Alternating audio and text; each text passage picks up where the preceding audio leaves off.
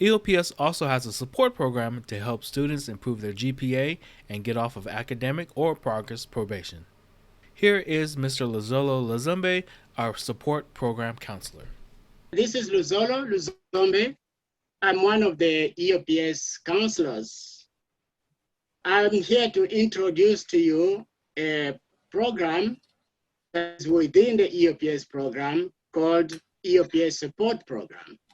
As a reminder, to remain in the EOPS program, you need to maintain at least 2.0 GPA.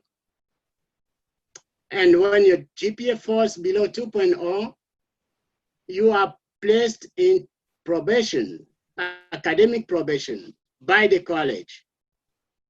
And once you are in academic probation, you are in non-compliance with the EOPS program.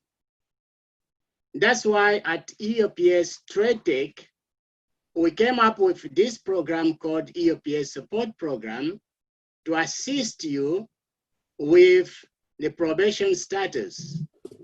This program is designed for students who are on either academic or progress probation. The program helps you improve your GPA and succeed in college.